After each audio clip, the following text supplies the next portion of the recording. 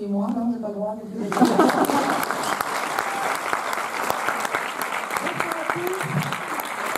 Bienvenue dans cette fabuleuse masterclass de la 7e édition du Champs-Élysées Film Festival. Avant de présenter notre invité, deux petites choses. N'hésitez pas évidemment pendant que vous pourrez discuter avec lui à intervenir, parce que lui il adore ça, il adore quand le public pose des questions, donc ne soyez pas timide. Vous ne le reverrez peut-être pas avant longtemps à Paris, donc profitez-en. Et puis vous dire qu'il y aura un petit battement de 10 minutes entre la masterclass et le film où on vous demandera de sortir, mais ça se repassera très bien. Vous avez tous a priori votre ticket pour ceux qui veulent rester pour le film. Enfin j'espère, voilà. Alors, le propre d'un grand acteur est de savoir jouer tous les rôles. Le propre d'un grand festival est de savoir recevoir un grand acteur capable de jouer tous les rôles. Voilà qui est fait. Et derrière l'acteur, il y a un homme aux multiples talents, à la carrière de 85 films, 8 séries, un homme capable de vous regarder au fond des yeux pour savoir si vous mentez, qui épie le moindre de vos mouvements pour détecter si vous êtes coupable ou pas, un des 8 salopards qui plonge avec Tarantino dans le réservoir Dog, un homme tel l'incroyable Hulk qui se transforme en Monsieur Wright en traversant Little Odessa avant d'atterrir sur la planète des singes. Je me suis lancé, hein, j'ai essayé. Son enfance est une warzone. Il doit se servir des clés de la rue pour ne pas finir comme Vatel. Il retrouve plusieurs fois Tarantino, Pulp Fiction, Les 8 salopards, Réservoir Dog, plusieurs fois Gérard Depardieu dans La légende du foot et Vatel, et tourne avec les plus grands, Haneke, Tim Burton, James Gray, Mike Lee, Rufus Norris, Louis Leterrier, Rollo Jeanfay et j'en passe. Un homme féru de cinéma indépendant qui a obtenu l'Oscar du meilleur acteur dans un second rôle, Rob Boy. Un homme qui, pour la 5e année consécutive, termine à la première place des personnalités préférées des Anglais. Un homme qui prône l'écologie. Un homme qui ose défiler pour Prada. Enfin, un homme qui aimerait beaucoup être président du jury à Cannes, après avoir été membre du jury et plus tard président d'un certain regard. Je vais passer un petit coup de fil à Thierry Frémaux, ça va s'arranger. Enfin, un mari, sa femme Nikki est avec lui, et père de 3 grands garçons qui doivent être fiers de lui. Il nous fait l'honneur et le plaisir d'être avec nous pour cette 7e édition et nous allons lui rendre un hommage. Merci d'accueillir Monsieur Tim Roth.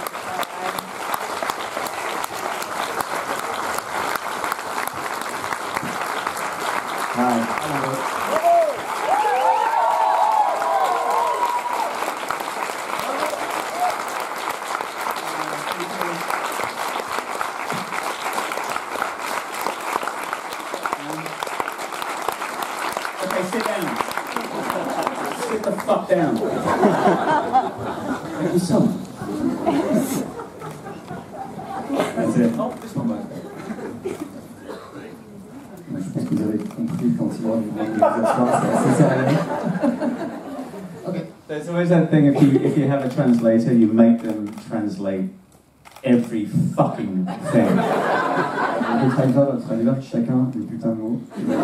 Des putains de mots. Alors, pour vous remettre un trophée d'honneur, cher invité, je vais appeler Monsieur Serge Boson, qui est le président du jury cette année du long-métrage.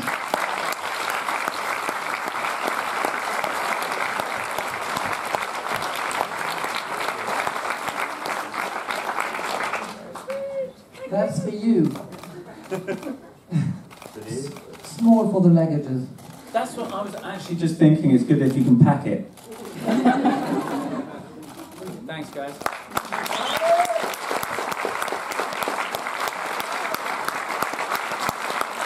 Donc, je voulais dire au nom du jury et du festival, on est évidemment très fiers de remettre ce prix à Tim Roth. Sophie a déjà un peu exposé sa carrière en 4 décennies. On pourrait citer d'autres cinéastes comme Herzog, Haneke, Coppola, Woody Allen, qui ont pas été cités. Elle disait qu'un grand acteur peut savoir faire toutes les choses. Mais ce qui m'a impressionné en particulier, moi, chez Tim Roth, et c'est peut-être pour ça qu'il est l'acteur fétiche de Tarantino, c'est que Tarantino, comme vous le savez, il aime bien la menace, mais pas que la menace physique, la menace qui passe par le dialogue. Et Tim Roth, et on pourrait dire un virtuose de toutes les formes de menace, le slow burning, le fast burning, le no burning, il a une espèce de modulation virtuose dans l'agressivité. Donc j'espère que vous allez le voir.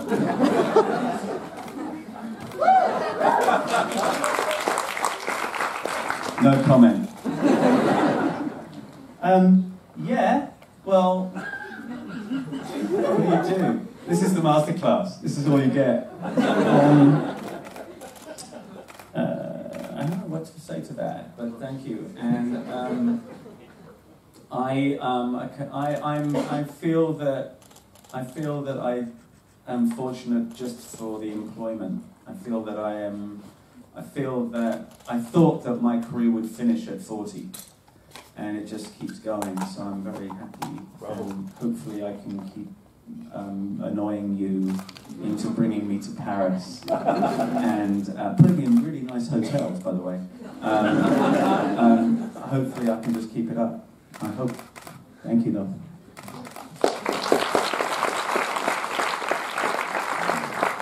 Tout ce que je peux dire, c'est que je me sens extrêmement content de pouvoir encore travailler. Je pensais que ma carrière s'arrêterait quand j'aurais 40 ans, donc je suis extrêmement chanceux d'être ici. Et j'espère pouvoir vous embêter et venir à Paris. Et merci pour m'avoir donné un aussi super hôtel. Alors, donc nous avons une petite surprise en fait pour Tim Roth.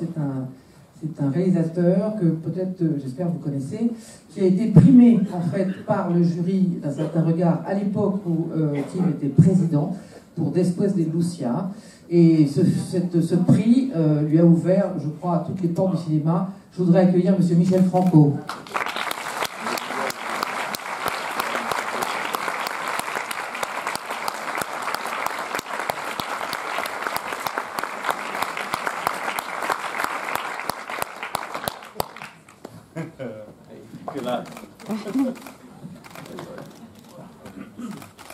Bonsoir. Well, Tim, congratulations. Thank you. We all know how talented Tim is. That's why you're here to watch his work and to hear him talk. But I can briefly tell you other things about Tim. We made 2 films together. We met in 2012, as you said, on Certain Regard. I was very happy when I knew that you were going to be the head of the jury, because the film you directed, The War Zone, which you're about to see tonight, influenced me. I saw it when I was 17 in Mexico, and it caused a great impact on me. Donc j'imagine que vous savez à quel point Tim Roth est brillant si vous êtes là, mais je vais vous raconter donc, des choses que vous ne savez pas encore. Donc, on s'est rencontrés en 2012 à l'occasion d'un certain regard, et j'ai été extrêmement fier que Tim Roth me décerne ce prix, parce que j'ai découvert le film qu'il a réalisé, The War Zone, que vous allez découvrir après cette masterclass. Et j'ai vu à 17 ans quand j'habitais au Mexique, et c'est un film qui a eu une véritable influence sur mon travail. And to make a long story short, yes, we connected. Tim fell for Después de Lucia. He liked it a lot. To me, it was incredible because it was a film I was still shooting in February in 2012. So 3 months later, 4 months later, I met a film star. Because for me, you were, yes, a director of a great movie I liked, but you know, you were my hero of those Tarantino movies and Little Odessa and fuck, suddenly you gave me the award and you liked my work. Et donc pour moi, ça a vraiment été une expérience particulière, parce que j'ai fini le film 3 mois avant de le présenter à Cannes, et donc ça avait vraiment une importance particulière pour moi, parce que c'était non seulement le réalisateur d'un film que j'aimais beaucoup, mais c'était aussi voilà, une grande star d'Hollywood qui a joué dans des films que j'aime beaucoup, comme Reservoir Dogs et Little Odessa. So we're having a few drinks together after the ceremony award, and you ask me what's my next movie. I tell you it's a nurse, a female nurse in Mexico. I tell you the story and you say, change it into a man, I'll do it. Shit in my pants. Et donc après la remise des prix, on allait boire quelques verres, Et là, vous m'avez demandé quels sont tes prochains projets. Je lui parle de ce scénario sur une infirmière. Et il m'a dit, bah, si t'en fais un infirmier, je le joue. And what I really want you to get is that very quickly throughout the process of talking about Chronic, I know not the film star. I mean, you're not a film star, you're an actor. And more than that, more than an actor, you became one of my closest friends and a teacher. You know, I learned so much of you.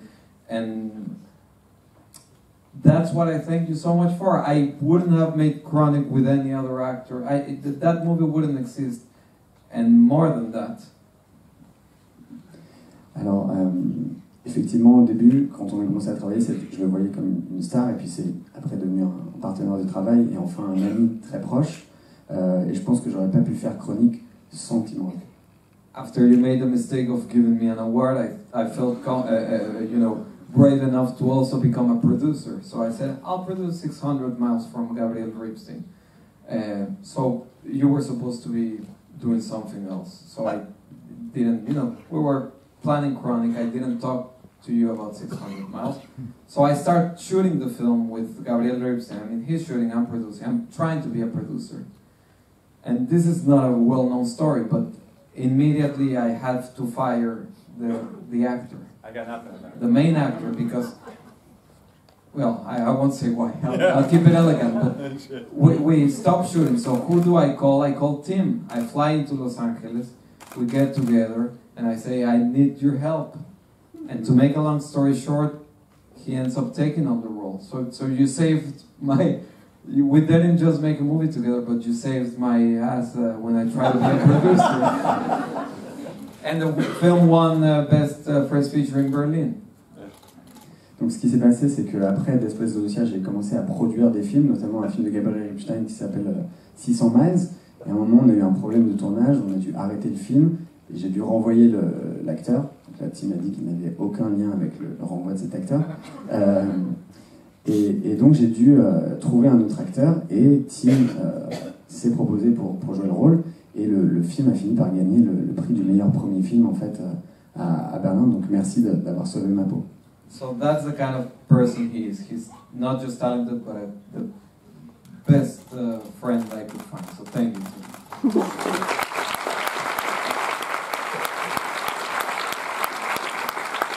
And also, I will do anything for a job.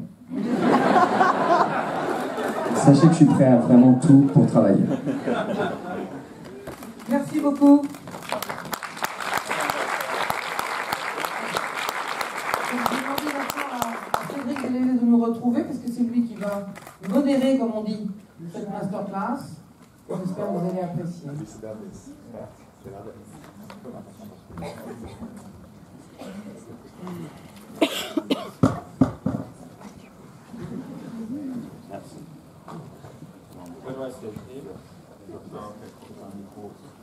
Can I get everyone say hi? This is for the Hateful Eight. We still do a texting for it. All of you. Okay, ready? Everybody wave.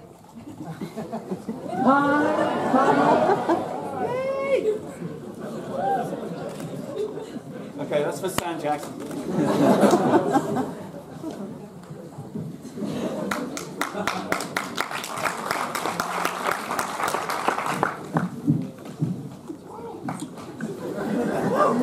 Right?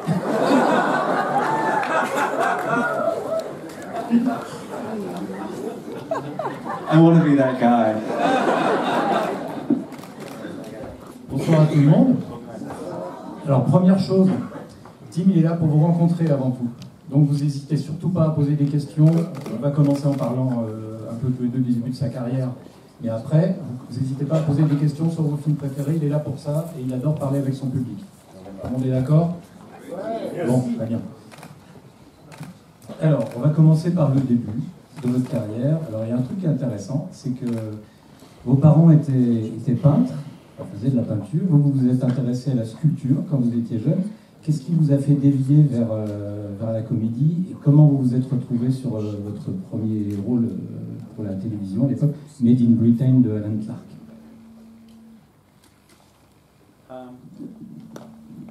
Well, they weren't painters. They were. My mum was a painter, but she was a primary school teacher.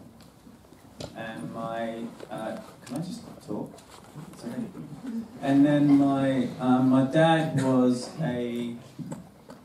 he worked in factories in Liverpool when he was a small child. He was an American man that went to England, and when he was very, very young, he was working in the brick factories in Liverpool, and then in the hop fields, where, the beer crops in Kent, in England, and he had no education, and then he joined up in the Second World War. So they were very different kinds of people. And then, and we were born out of that mess. Me and my sister were born out of that crazy mess. But he could paint, he could draw, but that wasn't what he was. He was just a worker bee. C'est vrai que ma mère faisait de la peinture, mais elle était principalement instite. Mon père était américain. Il a migré quand il était très petit, quand il était très jeune en Angleterre. Et en fait, il a commencé par travailler dans des usines en tant qu'enfant à Liverpool. Ensuite, il a déménagé à Kent et il travaillait dans des champs. Donc, c'était deux personnages assez différents. Et ma sœur et moi avons grandi dans cet environnement familial assez perturbé. Mais mon père, lui aussi, savait effectivement dessiner et peindre. Mais ce n'était pas sa spécialisation. And so I went to school in a very it was actually at one point called the worst school in London, but I went there. It's now been demolished. But there was a woman who was at that school. Her name was Jill Walker, and she was a drama teacher. And I didn't do drama. I was going to art college. That was my trajectory. That was my idea. But as a joke, a friend and I went to audition for a musical, a Dracula musical called Dracula Spectacular. Okay. I have pictures.